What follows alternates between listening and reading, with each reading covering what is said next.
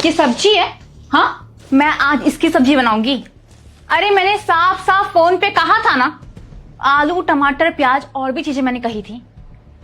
देखो मुझे पता है तुम्हारे पास ना दिमाग नहीं है, मगर कान तो है ना सुनने के लिए।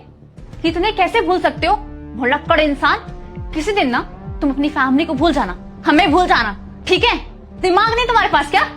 बदतमीज जाहिल गवार कहीं के। कैसे इंसान शादी करवा दिया मम्मी मेरी?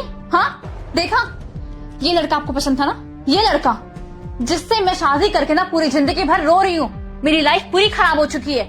अरे दिमाग नहीं इस इंसान के पास। दिमाग तो छोड़ो, ना कान है ना कोई फैशन सेंस है, कुछ भी नहीं है। मेरी बात सुनिए, मैं ना अपनी लाइफ खराब नहीं करूंगी, मैं कुछ नहीं करूंगी, मैं सीधा ना तलाक दे दूंगी, समझिए आप? लाइफ खराब हो गई है मेरी।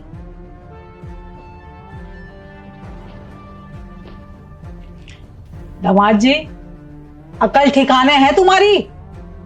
मेरी बेटी को दुखी करके रखा हुआ है तुमने। पता नहीं क्या तुम्हारे दिमाग में चलता रहता है। दिमाग बिल्कुल एक पैसे का नहीं है तुम्हारे पास। मैं तो दुखी हो गई हूँ अपनी बेटी की शादी करके तुम्हारे साथ में। ना करी होती ना तो ठीक रहता है। ओए है, क्या बोलूंगी।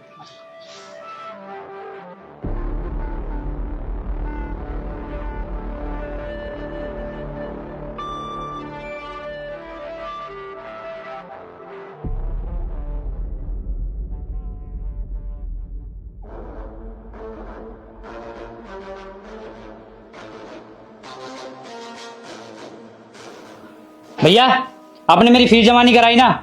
आज कितनी बेइज्जती हुई है मेरी कॉलेज में, मेरे को पता है। टीचर ने पूरे कॉलेज के सामने मेरे को सुनाया है और ये बोला कि एग्जाम में बैठने नहीं देंगे मेरे को, सिर्फ और सिर्फ आपकी वजह से। जब आप भैया देखो मेरे को नहीं पढ़ा सकते, आपकी इतनी औकात नहीं है, तो आप क्यों बोलते हो मेरे को? मैं कहीं मजदूरी करके अपनी पढ़ाई पूरी कर लूंगा। अब भैया सच बता रहा हूँ, आप ये जो झूठे सपने मेरे को दिखा रहे हो, मेरे को नहीं लगता आप कुछ कर सकते हो। वैसे तो आप किसी लायक मेरे को लगते ही नहीं हो। कितना ही आपको बोल लिया, कितने प्यार से बोल लिया, सारे में बेइज्जती करा दी मेरी आज तुमने।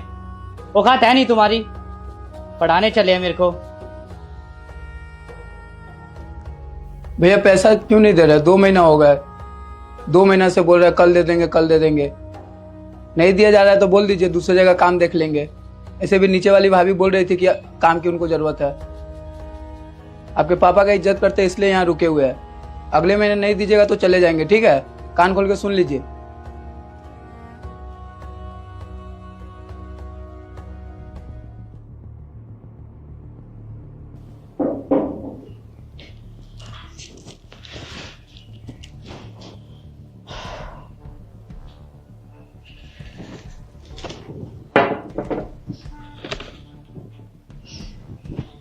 अदिति, अदिति, क्या हुआ? सुबह सुबह क्यों इतना चीख रही हैं आप? अरे देख बेटा, ये लेटर, ये तो दानिश लिख के गया लेटर। क्या लिखा है? पढ़ना। पढ़ती हूँ। मैं घर के भलाई के लिए चुप रहा, लेकिन अब अपनी भलाई और मैं बस इतना चाहता हूँ कि तुम लोग खुश रहो और मैं जहाँ भी रहूँगा खुश रहूँगा। प्लीज मुझे ढूंढने की कोशिश ना करें। क्या है मम्मी ये? बचपना है इस बेवकूफ का। देखना 4 दिन में ना इसकी अकल ठिकाने लग जाएगी, वैसे का वैसे ही घर वापस आ जाएगा। तू टेंशन मत ले। अरे मैं टेंशन नहीं ले रही मम्मी। पता है इसी वजह से मैं इस इंसान से परेशान रहती हूँ और मुझे कोई घंटा फर्क नहीं पड़ता कि ये कहाँ गए हैं कहाँ नहीं गए हैं। बस फर्क इस बात से पड़ रहा है कि कितनी बचकानी हरकतें कर रहे हैं। खैर मुझे ना इन सब बातों की कोई टेंशन नहीं लेनी। अच्छा हुआ चले गए, वैसे भी ना मुझे कोई फर्क नहीं पड़ता। और मैं नाश्ता बना रही हूँ, अब इन फालतू काम के लिए मुझे मत बुलाइएगा। रखिए इसे। क्या बचपना है इसका।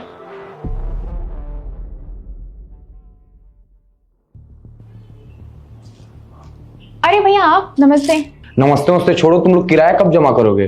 भैया मैंने आपको कहा तो था कि जब भी मेरे पास आएंगे मैं आपको दे दूंगी किराया। कब दोगे किराया? बार बार मैं चक्कर लगा रहा हूँ। अगर औकात नहीं है तुम लोग का रेंट देने का तो मेरा फ्लोर खाली कर दो। अगर नहीं कर पा रही हो तो मैं लीगल एक्शन लूंगा तुम लोगों के ऊपर। जी भैया, बहुत जल्दी आपके किराया दे दूंगी।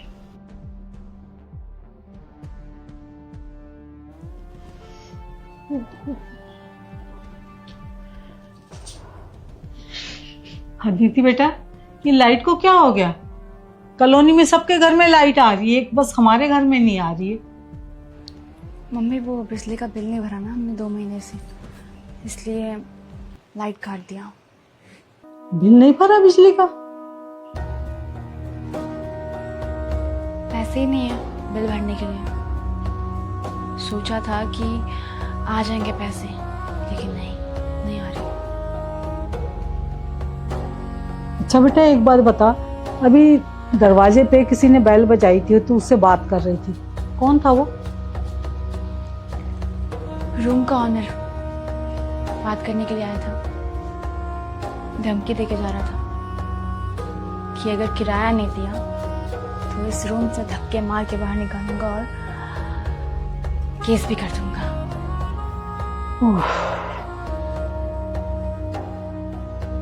समझ में नहीं आ रहा कि कैसे सब चीज मैनेज करूंगा। राशन का खर्चा, रूम रेंट, बिजली बिल, गाड़ी की EMI, बहुत सारे खर्चे हैं। ये पैसा पैसा पैसा, आज इस पैसे की वजह से रोना पड़ रहा है, बेइज्जती सुननी पड़ रही है। जो ऑनर हमारे इतने रिस्पेक्ट करता था, हमारे यहाँ से कभी भी रूम रेंट एक भी दिन लेट नहीं हुआ है। जिस तारीख पे हमने रूम शिफ्ट किया था उसी तारीख पे हम उसको एग्जैक्टली देते हैं, लेकिन आज इस तरह से वो सुना के गया जैसे कि ना जाने हमने कितने महीनों से रूम का रेंट नहीं भरा। आसपास के पड़ोसी देख रहे थे। तू सही कह रही है बेटा।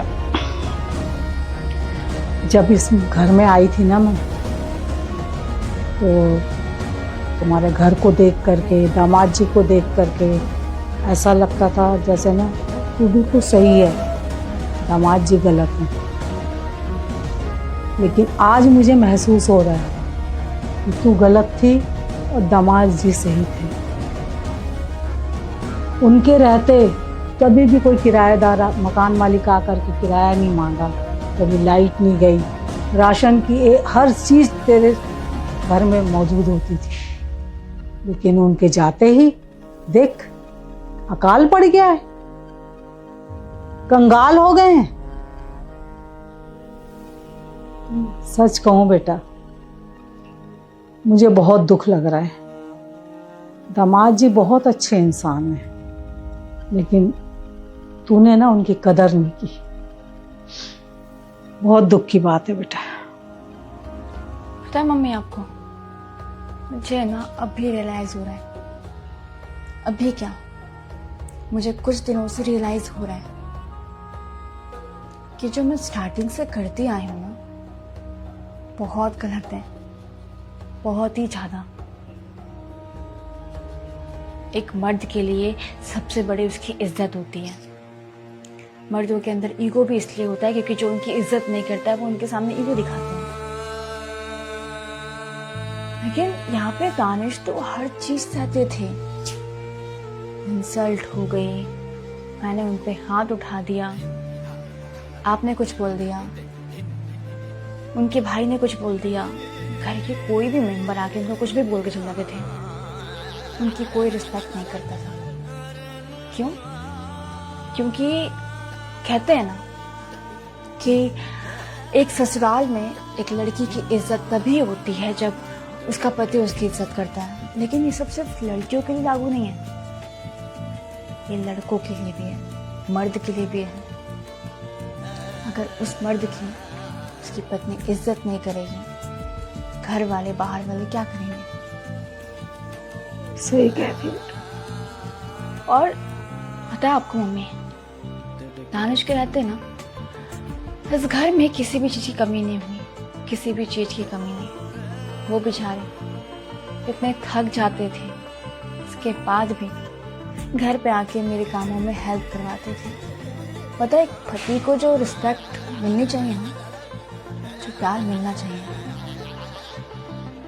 वो रिस्पेक्ट, वो प्यार मैंने कभी भी अपने पति को नहीं दी। कभी भी नहीं। हर वक्त मैंने अपना गुस्सा देखा है।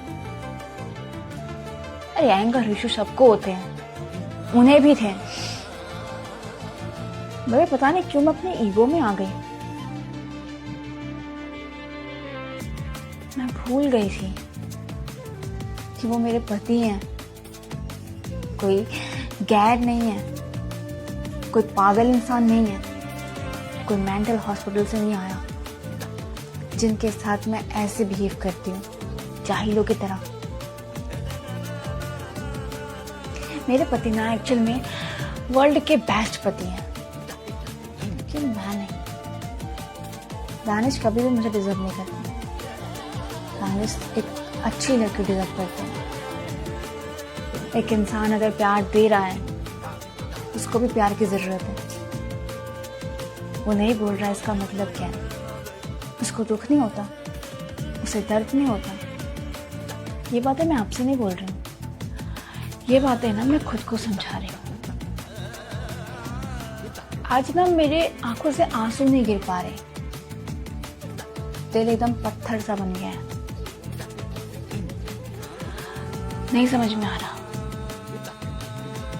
क्या सच में मैंने इतनी घटिया हरकत किया है, इतनी नीच हरकत? कभी भी मैंने प्यार से बात नहीं किया दानिश से। ऑफिस में थे तो कभी मैंने कॉल नहीं किया, आपने खाना खाया कि नहीं। बहुत गलत हूँ, बहुत गंदी हूँ मैं एक पत्नी बनने के लायक नहीं हूँ। जब मैं अपने पति को अच्छे से नहीं संभाल सकी तो बच्चों को क्या संभालूंगी? मैं क्या अच्छी बहू बनूंगी, क्या अच्छी बेटी बनूंगी? माँ, इसमें गलती आपकी भी है। दानिश को ताना मारने की बजाय मुझे समझाना चाहिए था। आप तो देख रही थी ना कि क्या चीज गलत हो रहा है, क्या नहीं हो रहा है।